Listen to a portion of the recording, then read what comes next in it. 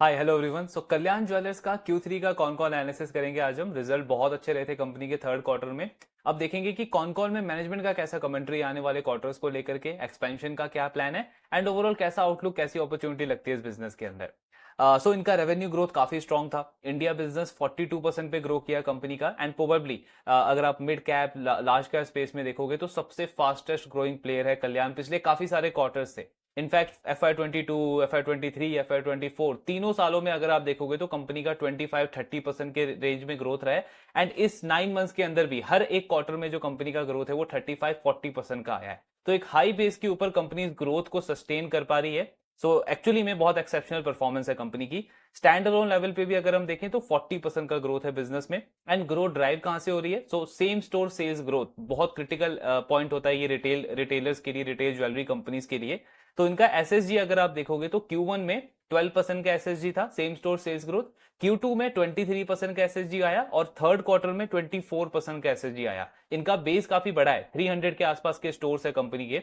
और उस बेस के ऊपर भी कंपनी इतने हाई एसएसजी को डिलीवर कर पा रही है। इनका गाइडेंस अगर आप देखोगे एसएसजी का तो 8-9% के आसपास का गाइडेंस रहता है। बट एक्चुअली में जो कंपनी डिलीवर कर रही है इस पूरे फाइनेंशियल ईयर में वो काफी स्ट्रॉन्ग एसएसजी है जो मेनली इनकी ग्रोथ को ड्राइव कर रहे हैं। अब Q2 में जो इनका एसएसजी 23% के आसपास आया था उसका मेन रीजन था इंपोर्ट ड्यूटी में जो कट हुआ। अराउंड जुलाई के आसपास इंपोर्ट ड्यूटी कट किया था गवर्नमेंट ने। एंड उस टाइम पे सारे रिटेल ज्वेलर्स को अगर आप सुनोगे तो हर एक मैनेजमेंट काफी स्ट्रॉन्ग फुटफॉल देख रही थी अपने स्टोर्स के अंदर। सबका ग्रोथ काफी अच्छा आया था। काफी कंपनीज जो है वो उस टाइम को मिनी धनतेरस भी बोल रही थी। तो Q2 में पर्टिकुलरली इंपोर्ट ड्यूटी की वजह से ग्रोथ आया। थर्ड क्वार्टर में आपका स्ट्रॉन्ग फेस्टिव सीजन और उसके बाद में वेडिंग डिमांड। हमने पहले भी डिस्कस किया है कि ये जो पूरा वेडिंग सीजन है इंडिया का, ऐसा बोला जा रहा है कि इसकी इंडिया की हिस्ट्री में अब तक का सबसे स्ट्रॉन्ग वेडिंग सीजन है। 47-48 लाख वेडिंग्स एक्सपेक्टेड है, जिसमें से 25% जो रेवेन्यू आएगा इस पूरे वेडिंग सीजन से वो रिटेल ज्वेलरी वाले स्पेस के अंदर आएगा। तो उसका बेनिफिट भी मिला है कल्याण ज्वेलर्स को। प्रॉफिटेबिलिटी पे अगर हम देखें तो कंपनी का जो पीबीटी है, प्रॉफिट बिफोर टैक्स, इंडिया में वो 53% पे ग्रो हुआ है। इंडिया का रेवेन्यू आया 42% और पीबीटी आया 53%, of course excluding import duty के इंपैक्ट को एक्सक्लूड करके। तो मतलब ऑपरेटिंग लिवरेज भी अच्छा मिल रहा है कंपनी को। एंड अगर आप कंसोल लेवल पे देखोगे, अगेन एक्सक्लूडिंग इंपोर्ट ड्यूटी, तो कंपनी का जो पीबीटी है उसमें 46% की ग्रोथ है। मतलब स्टैंड अलोन लेवल पे प्लस कंसोल लेवल पे ऑपरेटिंग लिवरेज अच्छा मिल रहा है कल्याण को। एक्सपेंशन प्लान बिल्कुल इंटैक्ट है कंपनी का। हमने बिजनेस अपडेट में डिस्कस किया था कि 170 स्टोर्स कंपनी ओपन करने का टारगेट कर रही है FY26 के अंदर। मैनेजमेंट कह रहा है वो प्लान बिल्कुल इंटैक्ट है। अभी थर्ड क्वार्टर में इन्होंने अराउंड 45 स्टोर्स ओपन करे हैं। एक अपना पहला स्टोर यूएस के अंदर भी फाइनली इन्होंने ओपन कर दिया है। करंट क्वार्टर में भी लगभग 45 टोटल स्टोर ओपन करने का प्लान है, जिसमें से 30 स्टोर्स कल्याण के होंगे। 15 स्टोर्स इनका जो सब्सिडरी है ई कॉमर्स वाला डिवीजन कैंडी, उसका 15 स्टोर्स कंपनी ओपन करेगी। नेक्स्ट ईयर जो 170 स्टोर्स ओपन करने हैं उसमें से 90 स्टोर्स कल्याण के होंगे और 80 स्टोर्स कैंडीर ज्वेलर्स के होंगे। अब ये जो कैंडीर वाला जो इनका बिजनेस है, पहले ये ई कॉमर्स बिजनेस था। बट अगर आपने गोल्डियम का कॉन कॉल सुना होगा जो हमने भी डिस्कस किया था, सो उनकी मैनेजमेंट ने क्या बोला कि ये जो एवरीडे फाइन ज्वेलरी वाला जो बिजनेस है इसमें बहुत सारे ऐसे प्लेयर्स थे जो पहले ई कॉमर्स के थ्रू प्ले करने की कोशिश कर रहे थे। बट इंडिया में जैसे ही ज्वेलरी का प्राइस आपका 30,000-35,000 का रेंज क्रॉस करता है तो कंज्यूमर में भी प्रोडक्ट सर्चिंग के लिए या प्रोडक्ट आइडेंटिफिकेशन के लिए आपका ई कॉमर्स वाला पार्ट जरूर उसको उसको यूज करता है। लेकिन परचेजिंग जो डिसीजन उसको लेना होता है वो स्टोर पे विजिट करके लेता है। सो प्रोबेबली यही रीजन है कि कल्याण भी पहले तो ई कॉमर्स का इनका ये वाला डिवीजन था, लेकिन अब ये काफी रैपिडली स्टोर एक्सपेंशन कर रहे हैं अपने कैंडीर का भी। इस पूरे फाइनेंशियल ईयर में अराउंड 50 स्टोर्स कंपनी ओपन करने का टारगेट था इनका, और अगले साल 80 स्टोर्स कंपनी सिर्फ इस वाले बिजनेस के ओपन करेगी। सो ये पूरा इनका एक्सपेंशन प्लान है। देन ओवरऑल अगर हम डिमांड की बात करें तो मैनेजमेंट कह रहा है कि डिमांड काफी स्ट्रांग रहा है। गोल्ड के प्राइसेस जरूर फिर से इंक्रीज हो गए हैं, आपके कॉन्स्टेंटली इंक्रीज हो रहे हैं, लेकिन जो वेडिंग डिमांड है उसमें हम एक चीज ऑब्जर्व करते हैं कि वो पोस्टपोन नहीं होती है। हार्डली बीच में 3-4-5 डेज का ऐसा पीरियड आया था जहां पे जब गोल्ड के प्राइसेस कंसिस्टेंटली इंक्रीज हो रहे थे तो थोड़े से फुटफॉल रुक गए थे, थोड़ा सा हमने स्लो डाउन देखा था डिमांड में। लेकिन जो वेडिंग डिमांड है वो मोर देन अ वीक आपकी पोस्टपोन नहीं हो सकती, तो कंज्यूमर्स वापस से आते हैं। So as of now, as of January, हमने कोई डिक्लाइन नहीं देखा, डिमांड काफी स्ट्रांग रही है। अब जो नॉन वेडिंग डिमांड है वो जरूर पोस्टपोन होने का चांस रहता है, मतलब मोर देन अ वीक वो डिमांड पोस्टपोन हो सकती है जब गोल्ड प्राइसेस एकदम से काफी बढ़ते हैं। लेकिन उसके लिए मैनेजमेंट ने क्या किया है कि अपने प्रोडक्ट कैटेगरीज को थोड़ा सा डाइवर्स कर दिया है। कंपनी कह रही है 22 कैरेट के साथ में आज के टाइम पे हमारे पास 18 कैरेट गोल्ड ज्वेलरीज है, डायमंड में हमारे पास 14 कैरेट के रेंजेस अवेलेबल हैं, तो जो नॉन वेडिंग डिमांड भी है वो मतलब उसके पास में अफोर्डेबिलिटी आ गई है, बिकॉज हमारे पास ये प्राइस रेंजेस या प्रोडक्ट वेराइटीज हमने नई लॉन्चेस करी है। तो नॉन वेडिंग डिमांड में भी हम कुछ खास डिक्लाइन इंपैक्ट नहीं कर रहे हैं। As of January store level पे फुटफॉल, डिमांड, रेवेन्यू ग्रोथ काफी स्ट्रांग रहा है हमारा, तो Q4 की स्टार्ट भी काफी अच्छी हुई है कंपनी के लिए। देन लैब ग्रोन डायमंड में या फिर डायमंड कैटेगरी में स्पेसिफिकली अगर आप देखोगे तो प्राइस रिडक्शन काफी ज्यादा हुआ है, स्पेसिफिकली सॉलिटेयर डायमंड का। तो टाइटन का Q2 का रिजल्ट अगर आप देखोगे, हमने भी डिस्कस किया था, उनका प्रॉफिट बहुत ज्यादा गिरा था। एक तो इंपोर्ट ड्यूटी का इंपैक्ट था ही, प्लस उसके ऊपर से ये जो डायमंड के प्राइसेस फॉल हुए थे उससे भी उनके पैट को इंपैक्ट पड़ा था। लेकिन कल्याण को Q2 में भी कोई इंपैक्ट नहीं पड़ा, Q3 में भी कोई इंपैक्ट नहीं पड़ा। क्यों? बिकॉज मैनेजमेंट कह रहा है कि डायमंड में स्पेसिफिकली सॉलिटेयर में जो ये सारा प्राइस रिडक्शन हुआ है और वहां हमारा एलोकेशन बहुत कम है। इनका टोटल डायमंड से जितना रेवेन्यू आता है, सॉलिटेयर्स का सिर्फ 5 to 6% एलोकेशन है उसमें। पूरे स्टड कैटेगरी में जितना रेवेन्यू आता है, सॉलिटेयर का सिर्फ 3 to 4% का एलोकेशन है उसमें। और कल्याण के टोटल रेवेन्यू में हार्डली 1% जो रेवेन्यू है वो सॉलिटेयर वाले कैटेगरी से आता है। सो कंपनी कह रही है कि जो प्राइस फॉल आप देख रहे हो वो सॉलिटेयर में हो रहा है और वहां पे हमारा एलोकेशन ऑलरेडी काफी कम है, इसीलिए हमारे बिजनेस को उससे कोई इंपैक्ट नहीं पड़ रहा। देन जो बीच में इनका वो सारा र्यूमर आया था, हमने भी डिस्कस किया था कि कंपनी ने जो कुछ कॉन्ट्रैक्ट में चेंजेस किए फ्रेंचाइजीज के साथ में, न्यू फ्रेंचाइजीज के साथ में, तो आई मीन उसको लेकर के क्या इनके फ्रेंचाइजी की इंक्वायरी में कोई डिक्लाइन देखने को मिला है या कुछ थोड़ा सा एक्सपेंशन प्लान थोड़ा सा कंपनी कम कर रही है? तो कंपनी कह रही है कि नहीं, हमने पहले भी इस पर क्लैरिफिकेशन दिया है कि जो भी हमने चेंजेस करे हैं कॉन्ट्रैक्ट में, पहली बात वो हमने न्यू फ्रेंचाइजीज के लिए किए हैं, एग्जिस्टिंग फ्रेंचाइजीज के लिए नहीं किए। और दूसरा, स्टोर एक्सपेंशन प्लान जो है हमारा वो बिल्कुल इंटैक्ट है। 170 स्टोर्स हमको ओपन करने हैं नेक्स्ट फाइनेंशियल ईयर में। उसमें से जितने स्टोर्स हमको फर्स्ट हाफ में ओपन करने हैं, फर्स्ट हाफ ऑफ FY26, उनका LOI ऑलरेडी साइन हो चुका है। तो एक्सपेंशन प्लान बिल्कुल इंटैक्ट है, उसमें कोई डिक्लाइन वगैरह, कोई डिमांड में मतलब इंक्वायरी में हम थोड़ा सा डी ग्रो देख रहे हो, ऐसा कोई एक्सपीरियंस नहीं है। देन पीबीटी मार्जिन में एक्सपेंशन हुआ है, ऑपरेटिंग लिवरेज मिला है कंपनी को ऑफकोर्स। तो अगर आप इनका पीबीटी मार्जिन देखोगे, सो लास्ट ईयर 5.01% का पीबीटी मार्जिन था, अभी ये पीबीटी मार्जिन इंप्रूव होकर के 5.43% हो गया है। सो मोटा मोटा 40 बेसिस पॉइंट का इंप्रूवमेंट आया है पीबीटी मार्जिन के अंदर। कहां से आया है? सो सबसे पहला पॉइंट, कंपनी कह रही है कि दिवाली अगर आप देखोगे इस फाइनेंशियल ईयर के अंदर, तो दिवाली आपका थोड़ा सा जल्दी हो गया था Q3 के अंदर। लास्ट ईयर 10-15 डेज थोड़ा सा लेट था, तो उसकी वजह से जो एडवर्टीजमेंट या मार्केटिंग पे एक्सपेंस जो करना होता है कंपनी को, कल्याण को, वो ये Q2 से स्टार्ट कर देते हैं। जब भी दिवाली वाला जो फेस्टिवल है वो आपका Q3 में अर्ली होता है, इसलिए इसका एडवर्टीजमेंट और मार्केटिंग एक्सपेंस जो है वो Q2 में थोड़ा सा आ गया। सो Q2 Q3 को अगर आप इंक्लूड करके देखोगे तो पहले आपको बेटर पिक्चर मिलेगा। दूसरा पॉइंट, कंपनी कह रही है ये जो एक्सपेंशन हुआ है मार्जिन में, ये एक्सपेंशन जो है ये कंटिन्यू रह सकता है नेक्स्ट फाइनेंशियल ईयर के लिए भी। सो ये एक अच्छा पॉजिटिव गाइडेंस दिया इन्होंने। इसके 3 बड़े रीजन है। पहला रीजन है, कंपनी कह रही है हमारा जो एम्प्लॉय लेवल एक्सपेंस है उसमें हमको ऑपरेटिंग लिवरेज मिलेगा, बिकॉज एग्जिस्टिंग एम्प्लॉय बेस हमारा काफी बड़ा हो चुका है और जो इंक्रीमेंटल एम्प्लॉयज हम हायर कर रहे हैं, जो न्यू स्टाफ हम हायर कर रहे हैं, उनका cost as a percentage to revenue काफी कम रहेगा। तो वहां से हमको एक ऑपरेटिंग लिवरेज मिलेगा।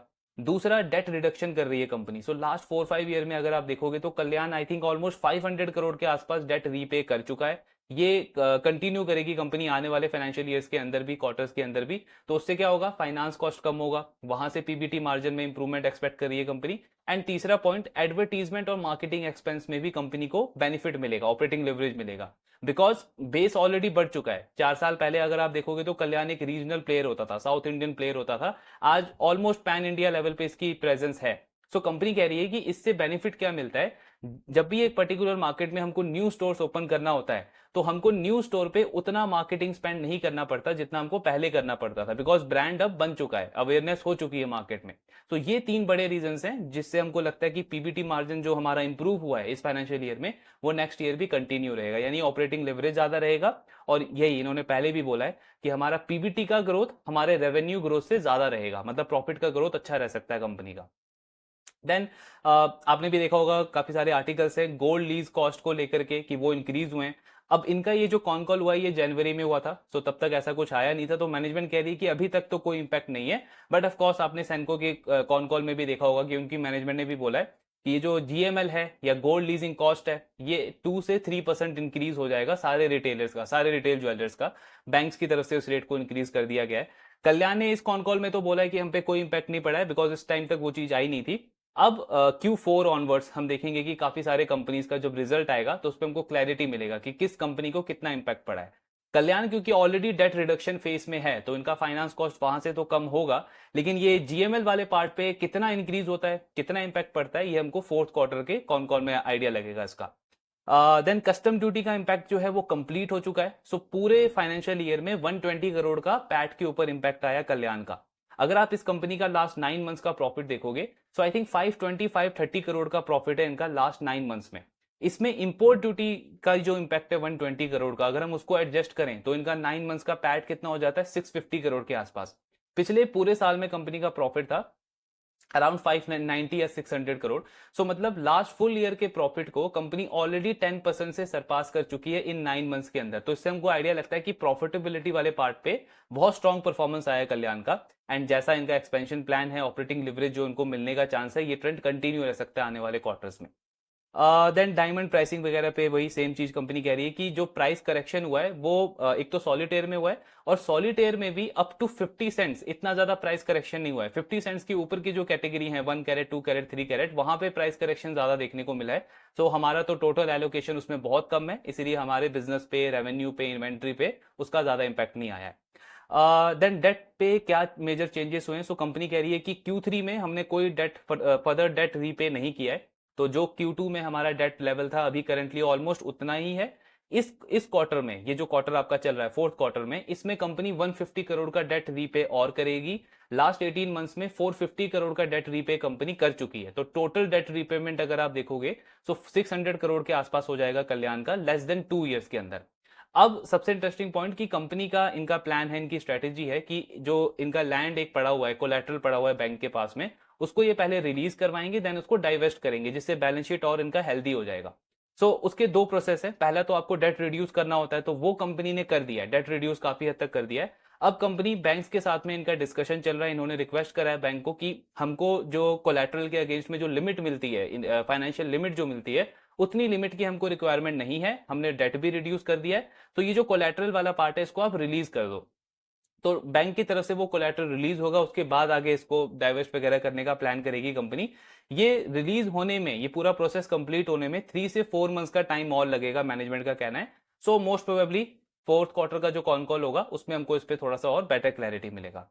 Then SSG, same store sales growth का ग्रोथ कहां से आ रहा है? तो साउथ इंडिया से अगर आप देखोगे तो कंपनी का जो एसएसजी है वो 23% है, और नॉर्दर्न इंडिया से मतलब नॉन साउथ रीजन से 25% का ग्रोथ है। कई सारे ऐसे प्लेयर्स हैं लिस्टेड स्पेस में प्लस अनलिस्टेड स्पेस में, जिनका कहना है कि सदर्न रीजन में रिटेल ज्वेलरी स्पेस में कंपटीशन इंटेंसिटी बहुत इंक्रीज हो गई है लास्ट 2-3 ईयर्स के अंदर। बट कल्याण को हम जब से ट्रैक कर रहे हैं, इनकी मैनेजमेंट का सेम व्यू रहा है कि सिंस इंसेप्शन हमारा जो कंपटीशन है वो सेम लेवल पे रहा है, बिकॉज हम एक हाइपर लोकल प्लेयर है, तो हमको रीजनल प्लेयर से, लोकल प्लेयर से कॉम्पीट करना पड़ता है कॉन्स्टेंटली। तो इनकी मैनेजमेंट का सेम व्यू है कि हमने कोई ऐसा खास इंक्रीज नहीं देखा है कंपटीशन इंटेंसिटी में लास्ट 2-3 ईयर्स के अंदर। एक चीज जरूर चेंज हुई है, with the help of digital marketing. इनका कहना है कि जो लोकल प्लेयर है, जो रीजनल प्लेयर है, उसकी क्योंकि अफोर्डेबिलिटी बढ़ गई है डिजिटल मार्केटिंग की वजह से, तो आज के टाइम पे मार्केटिंग कैंपेन या एडवर्टीजमेंट में वो भी कंपीट कर रहा है, नेशनल लेवल के प्लेयर के साथ में वो भी कंपीट कर पा रहा है। सो उस वाले पार्ट पे हमको थोड़ा सा और एक्स्ट्रा स्पेंड करना पड़ता है, एक्स्ट्रा एफर्ट डालना पड़ता है अपने मार्केटिंग या एडवर्टीजमेंट वाले पार्ट पे। अदर देन दैट, उसके अलावा कोई ऐसा कुछ खास मार्केट शेयर में कुछ गेन करने में कुछ प्रॉब्लम हो रहा हो, ऐसा कुछ हम नहीं देख रहे हैं। कंपटीशन इंटेंसिटी हमारे लिए बिल्कुल सेम है। देन कंज्यूमर प्रेफरेंसेस कैसा है? सो कंपनी कह रही है कि गोल्ड प्राइस बढ़ना जो है वो बहुत नॉर्मल हो गया आज के टाइम पे कस्टमर के लिए। 5-7% से गोल्ड प्राइसेस फिर से बढ़ गए हैं Q3 के कंपैरिजन में। बट मैनेजमेंट कह रहा है कि आई थिंक, हमको ऐसा लगता है कि कस्टमर इसके साथ बिल्कुल हैबिचुअल हो गया हो, उसको अब पता है ये गोल्ड प्राइसेस बढ़ना बिल्कुल नॉर्मल है। जो वेडिंग डिमांड है उसको तो वो पोस्टपोन कर नहीं सकते। अब जो नॉन वेडिंग डिमांड है वो डिपेंड करता है कि प्लेयर कौन सा है। तो अगर किसी रिटेलर के पास में प्रोडक्ट कैटेगरीज अच्छी अच्छी हैं, डाइवर्स प्रोडक्ट कैटेगरीज हैं, तो वहां पे वो नॉन वेडिंग डिमांड को भी अच्छे से केटर कर सकता है, जो कि अभी तक हम कर पा रहे हैं। एज ऑफ जनवरी अगेन कोई हमको डिमांड में डिक्लाइन नहीं देखने को मिला है। Cocoa versus फोको model. सो कल्याण अभी जो इंक्रीमेंटल जितने भी स्टोर्स ओपन कर रहा है वो फोको मॉडल के अंडर कर रहा है। तो इनका आज के टाइम पे 60% जो स्टोर्स है वो कोको हैं, 40% जो स्टोर्स हैं फोको है। लेकिन क्योंकि सारे स्टोर्स इनके फोको मॉडल के अंडर ओपन हो रहे हैं, फ्रेंचाइजी ओन कंपनी ऑपरेटेड, तो आगे चल के आप देखोगे कि नेक्स्ट 2 इयर्स के अंदर इनका ये जो रेशियो है 50-50 हो सकता है, इनफैक्ट 55-45 भी हो सकता है इन फेवर ऑफ फोको मॉडल। तो जब तक इनका डेट रिडक्शन फेज कंप्लीट नहीं होता, तब तक कंपनी जितने भी स्टोर ओपन करेगी वो फोको मॉडल के अंडर करेगी। ये पहला पॉइंट हो गया। अब जब आप फोको मॉडल के अंदर स्टोर ओपन करते हो तो आपका जो इबिट्टा मार्जिन है उस पर इंपैक्ट पड़ता है। ऑलरेडी इस कंपनी के मार्जिन जो है वो 8-9% से कम होकर के 6-7% के रेंज में आ गए हैं। थोड़ा इंपैक्ट ऑफ कोर्स इस साल इंपोर्ट ड्यूटी का भी पड़ा है।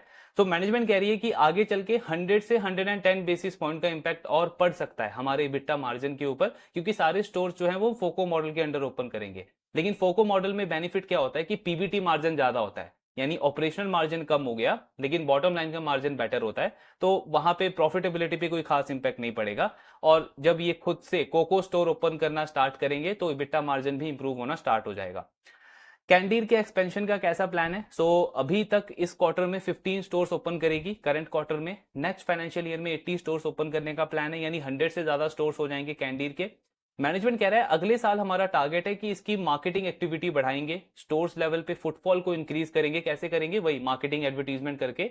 और अगले साल हम इसको स्टोर लेवल पे इबिट्टा पे पॉजिटिव करेंगे, ये पहला टारगेट है। देन नेक्स्ट 2-3 इयर्स के अंदर इस बिजनेस में हम 1000 करोड़ का रेवेन्यू टारगेट कर रहे हैं कैंडीर बिजनेस के अंदर। काफी रैपिड एक्सपेंशन प्लान है कंपनी का इस बिजनेस को लेके भी। देन बीच में कुछ न्यूज आई थी कि कल्याण ने मेकिंग चार्जेस में कुछ चेंजेस करे हैं, कहीं पे इंक्रीज किया है। एक्चुअली मैनेजमेंट का इस पे कहना है कि कोई डायरेक्ट आंसर नहीं है इस चीज का, बिकॉज मेकिंग चार्जेस जो है वो रिटेलर पे डिपेंड नहीं करता है, वो मार्केट पे डिपेंड करता है। फॉर एग्जांपल कल्याण अगर किसी एक मार्केट के अंदर प्रेजेंट है, तो जो स्टेपल प्रोडक्ट होता है उस मार्केट में, स्टेपल प्रोडक्ट मतलब जो हर एक ज्वेलर बेच रहा है, कोई ऐसा यूनिकनेस नहीं है उस डिजाइन में उस प्रोडक्ट के अंदर, तो वहां पे हम कोई प्रीमियम चार्ज नहीं कर सकते, बिकॉज वो सब हर एक प्लेयर के पास में अवेलेबल है। तो हमारी स्ट्रेटेजी क्या रहती है कि हम कोई यूनिक डिजाइन लेकर के आते हैं उस मार्केट में, कोई एक्सक्लूसिव डिजाइन लेकर के आते हैं जो सिर्फ हमारे पास होता है। तो जब तक वो डिजाइन सिर्फ हमारे पास है उस टाइम तक उस प्रोडक्ट के ऊपर हम थोड़ा सा प्रीमियम चार्ज करते हैं, मेकिंग चार्जेस के अंदर थोड़ा सा प्रीमियम चार्ज रहता है हमारा। लेकिन फिर विद टाइम क्या होता है, जो लोकल प्लेयर है या जो रीजनल प्लेयर है वो भी इस प्रोडक्ट को कॉपी कर लेता है, मतलब वो भी उस डिजाइन को लेकर के आ जाता है। तो फिर हमारा वो जो प्रीमियम है वो हमको कम करना पड़ता है, सेम रेट पे हमको बेचना पड़ता है मेकिंग चार्जेस में। तो ये कांस्टेंट प्रोसेस है। आई मीन इसका कोई डायरेक्ट आंसर नहीं है। अगर आप पूछोगे कि मेकिंग चार्जेस हमने बढ़ाए हैं तो इसका आंसर होगा यस एंड नो, बिकॉज बढ़ाते भी हैं, लेकिन जब हमारा कॉम्पिटिटर वो डिजाइन को लेकर के आ जाता है तो हमको हमारा मेकिंग चार्जेस कम करना पड़ता है। ये कांस्टेंट प्रोसेस है। देन इसके बाद इनका आगे किस तरीके का फोकस रहेगा कोको स्टोर के ऊपर। कंपनी कह रही है कि हमारा मानना है FY27 तक हमारा डेट रिडक्शन का फेज चलेगा, और जब तक ये फेज चलेगा तब तक हम कोको मॉडल के अंदर स्टोर ओपन नहीं करेंगे। दूसरा पॉइंट, FY27 ऑनवर्ड्स हमारे पास जो कैश बचेगा, क्योंकि डेट रीपेमेंट तो हो चुका होगा, तो जो एक्स्ट्रा कैश हमारे पास बचेगा उसके थ्रू हम कोको मॉडल के अंदर स्टोर ओपन करेंगे। और जब हमारा स्टोर कोको मॉडल के अंदर ओपन होना स्टार्ट होगा तो इबिट्टा मार्जिन में इंप्रूवमेंट आएगा। और ओवरऑल स्प्लिट अगर आप देखो तो 6.5% के आसपास कंपनी कह रही है कि अगर 50-50% रेशियो रहता है, 50% कोको 50% फोको, तो इबिट्टा मार्जिन कंपनी का 6.5% के बीच में रह सकता है। लेकिन इसमें इंटरेस्टिंग पॉइंट क्या है, मैनेजमेंट कह रहा है कि मार्केट में स्कोप इतना बड़ा है, इतना ज्यादा अंडर पेनेट्रेशन है, और हर साल हम देख रहे हैं कि एक नया एरिया में एक बड़ा मार्केट क्रिएट हो जाता है। तो अपॉर्चुनिटी इतनी बड़ी है कि हर एक साल 90 से 100 स्टोर्स हम ओपन कर सकते हैं, स्पेसिफिकली कल्याण की, कैंडीर को एक्सक्लूड करके 90 से 100 स्टोर्स हम ओपन कर सकते हैं सिर्फ कल्याण के हर एक साल के अंदर। अब यहाँ पे हम अपने एक्सपेंशन को, अपने ग्रोथ को सिर्फ मतलब कैप नहीं कर सकते अपने कैश के बेसिस के ऊपर, कि हमारे पास जो कैश होगा वो तो लिमिटेड होगा और उसी से हम कोको स्टोर ओपन कर सकते हैं। तो कंपनी क्या कह रही है कि FY27 से पहला पॉइंट कोको मॉडल के अंदर स्टोर ओपन करना शुरू करेंगे, लेकिन स्टिल मेजर जो फोकस रहेगा वो फोको मॉडल के ऊपर ही रहेगा। बिकॉज फोको से क्या होता है, आपका जो कैपेक्स है वो फ्रेंचाइजी कर रहा है, पूरा इन्वेंट्री से लेकर के स्टोर फिट आउट के ऊपर जितना भी कैपेक्स जा रहा है वो आपका फ्रेंचाइजी करता है। तो इसीलिए कंपनी कह रही है कि फोकस जो है वो फिर भी फोको मॉडल पे ज्यादा रहेगा। कोको मॉडल स्टोर ओपन जरूर करेंगे बट मेजर फोकस फिर भी फोको के ऊपर रहेगा, क्योंकि मार्केट में अपॉर्चुनिटी बहुत बड़ी है, हर साल 90-100 स्टोर्स हम ओपन कर सकते हैं। नाउ मैनेजमेंट कह रहा है कि ऐसा नहीं है कि ऑपरेशनली कोई चैलेंज है ज्यादा, मतलब कोको मॉडल हो या फोको मॉडल हो, ऑपरेशनली कोई प्रॉब्लम नहीं आता, क्योंकि दोनों को मैनेजमेंट हमको सेम ही करना है। फोको मॉडल में भी फ्रेंचाइजी पार्टनर जो है हमारा, वो सिर्फ एक स्लीपी इन्वेस्टर है, वो सिर्फ पैसा लगा रहा है, पैसा इन्वेस्ट कर रहा है। उस स्टोर का पूरा मैनेजमेंट जो है वो हमको करना पड़ता है। कल्याण उसका मार्केटिंग से लेकर के, उसका फुटफॉल से लेकर के, ब्रांड क्रिएट करना हो गया उस पर्टिकुलर मार्केट में, ये सारी रिस्पॉन्सिबिलिटी कल्याण की होती है। तो कंपनी कह रही है कि ऑपरेशनली कोई डिफरेंस नहीं है, बट यस, क्योंकि एक्सपेंशन करना है, मार्केट शेयर गेन करना है, स्केलेबिलिटी करना है, तो इसलिए फोको मॉडल पे थोड़ा सा ज्यादा प्रायोरिटी रहेगा FY27 के बाद में भी। देन कंपनी किस तरीके का बैकग्राउंड चेक करती है अपने फ्रेंचाइजी पार्टनर्स का। सो कंपनी कह रही है कि हम उनकी फाइनेंशियल स्टेबिलिटी देखते हैं सबसे पहले, और हम ये चेक करते हैं कि अगर एक हमारा फ्रेंचाइजी पार्टनर, उसकी कैपेबिलिटी है कि वो 5 शोरूम ओपन कर सकता है, तो इनिशियली हम उसके साथ में सिर्फ 2 शोरूम ही ओपन करते हैं, 2 शोरूम्स ओपन करते हैं। अब आगे चल के स्ट्रेटेजी ये रहेगी FY27 ऑनवर्ड्स, रेदर देन कि हम न्यू फ्रेंचाइजी पार्टनर लेकर के आए, एग्जिस्टिंग फ्रेंचाइजी पार्टनर्स के साथ में हम ज्यादा स्टोर ओपन करना प्रेफर करेंगे, बिकॉज ये सारे जो फ्रेंचाइजी पार्टनर्स हैं इनको एक अच्छा एक्सपीरियंस हो चुका होगा उस टाइम तक, तो हमारा रिलेशनशिप, हमारा मतलब कॉम्बिनेशन जो है वो अच्छा ट्यून इन हो सकता है इनके साथ में, तो इनके साथ ग्रो करने का ज्यादा प्रेफरेंस रहेगा। देन गोल्ड के प्राइसेस जिस तरीके से फ्लक्चुएट होते हैं, उससे इनके फ्रेंचाइजी पार्टनर पे कैसा इंपैक्ट पड़ता है, बिकॉज ये investor he of course business में डायरेक्टली इन्वॉल्व नहीं है। सो कंपनी कह रही है कि ये जो इन्वेस्टर्स हैं ये HNIs हैं, इनके जो फ्रेंचाइजी पार्टनर्स हैं, और इनको इनका जो माइंडसेट है वो 3 मंथ, 6 मंथ, 9 मंथ्स को लेकर के नहीं है। इनको आइडिया है कि हम लॉन्ग टर्म के लिए इन्वेस्ट कर रहे हैं इस बिजनेस में। सो 3 ईयर, 5 ईयर, 7 ईयर का इनका होराइजन होता है। प्लस कंपनी कह रही है कि इन्वेंट्री मैनेजमेंट जो है वो हम रीफिलिंग सिस्टम से उसको मैनेज करते हैं। So just for an example, अगर किसी एक स्टोर में 100 ग्राम जो गोल्ड ज्वेलरी है वो अगर सेल हुआ है, तो इमीडिएटली हमारे हेड ऑफिस से 100 ग्राम ज्वेलरी जो है उसको रिफिल किया जाता है उस स्टोर में, और जो फ्रेंचाइजी पार्टनर है वो उसका पेमेंट करता है। तो मतलब वॉल्यूम को मेंटेन करना ज्यादा मैंडेटरी होता है एक स्टोर के अंदर, एंड जो फ्रेंचाइजी पार्टनर है वो लॉन्ग टर्म विजन लेके चलता है, गोल्ड प्राइस फ्लक्चुएशन को लेकर के इतना ज्यादा उनको कंसर्न होता नहीं है। लास्टली अगर हम देखें तो ऑपरेटिंग लिवरेज कहां कहां से ड्राइव हो सकते हैं, सो वही सारी चीजें, एम्प्लॉय एक्सपेंस से आएगा, फाइनेंस कॉस्ट कम होगा वहां से आएगा, एडवर्टीजमेंट में कंपनी को एडवांटेज मिलेगा एडवर्टीजमेंट एक्सपेंस में, वहां से ऑपरेटिंग लिवरेज आएगा। एक और पार्ट जो है वेंडर, जो इनको इनके जो क्राफ्ट्समैन हैं, जो गोल्ड ज्वेलरी डिजाइन करके जो इनको सप्लाई करते हैं, सो क्या वहां पे कल्याण का कोई स्ट्रेटेजी है कि उनके मार्जिन को और स्क्वीज करके थोड़ा सा और कमांड गेन किया जाए, मार्जिन बेटर किए जाए? तो कंपनी कह रही है कि एक्चुअली उस वाले पार्ट पे कोई ऐसा इंटेंशन नहीं है, बिकॉज ये जो हमारे क्राफ्ट्समैन हैं ये डे 1 से हमारे साथ में है, जब से हमने इस बिजनेस को स्टार्ट किया है। हर एक न्यू टेरिटरी में हम जाते हैं, ये वेंडर्स हमारे साथ में होते हैं, तो अननेसेसरी इनके मार्जिन को स्क्वीज करके हम अपने बिजनेस को ग्रो करने का कोई टारगेट नहीं है हमारा। इनफैक्ट हमारा फोकस इस चीज के ऊपर है कि इनका बिजनेस ग्रो हो, इनके ये जो यंगर जनरेशन है वो भी इस बिजनेस में आए, बिकॉज हमारी ग्रोथ इनके ग्रोथ के ऊपर डिपेंडेंट है। तो ये पूरा स्ट्रेटेजी है कंपनी का।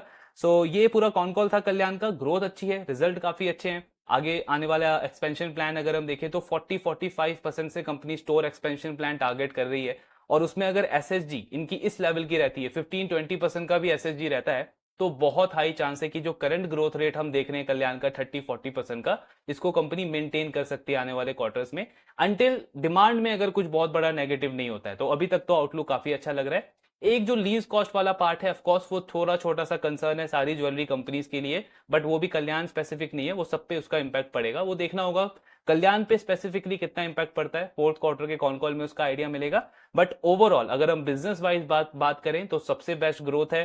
ROE का नंबर अगर आप देखो तो 8-9% का ROE होता था कंपनी का जब इन्होंने ग्रो करना स्टार्ट किया था, वहां से ROE कंपनी का 17-18% के आसपास कंपनी लेके आई, यानी डबल किया है, बिजनेस को ग्रो 25-30% से किया है। तो हर एक पार्ट पे बहुत अच्छा परफॉर्मेंस है।